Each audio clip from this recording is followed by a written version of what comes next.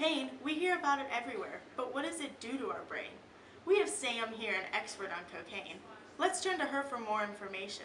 Sam, what is cocaine and what does it do to our body? How does it get into the brain? Cocaine is a powerfully addictive stimulant drug made from coca plant leaves from South America. It looks like a fine white crystal powder, and its formal name is benzoyl methylecgonine. A real tongue twister, isn't it? Made up of 17 carbon atoms, 21 hydrogen atoms, and 4 nitric oxide atoms, this tropane alkaloid ester gets to the brain by passing through the capillaries in the blood-brain barrier. Cocaine can adapt to environments that are hydrophilic, or environments that have an affinity with water, and environments that are hydrophobic, or environments that cannot mix with water, which makes it very adaptable. Once it's in the body, cocaine uses its hydrophobic properties to attach itself to the fat in the blood-brain barrier because molecules that dissolve easily in the presence of fat can pass through the walls of the blood-brain barrier. Welcome back. Let's go deeper and really find out what's happening in the brain of a cocaine user. The brain's mesolimbic dopamine system is the reward pathway that responds to stimuli such as food and drugs. This pathway also regulates emotions and motivation. Normally and naturally, dopamine is released by a neuron into the synapse where it binds to dopamine receptors. Then, another specialized protein, a transporter, removes the dopamine from the synapse to be recycled for future use.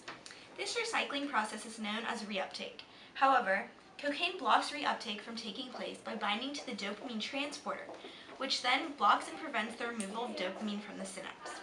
Dopamine then accumulates in the synapse to produce an amplified signal to the receiving neurons, causing the feeling of euphoria that is commonly experienced immediately after taking the drug. During a cocaine overdose, the large amounts of cocaine in the body causes an overstimulation in the central nervous system, more specifically the brain and the spinal cord. This overstimulation causes rapid heart rate, increased blood pressure, and temporary hypothermia. Hyperthermia occurs because the brain loses its ability to regulate the body's temperature.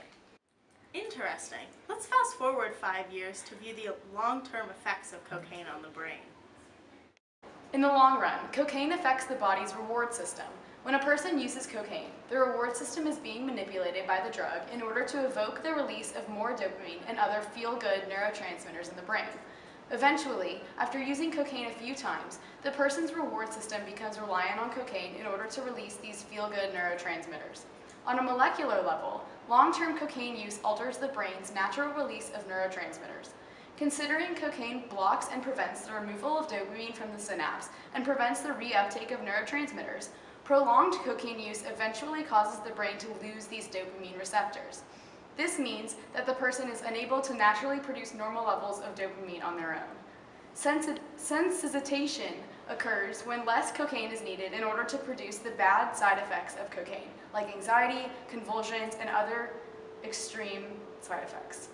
Not only does cocaine affect the brain, but it affects many other organs in the body, such as the nose, esophagus, and liver.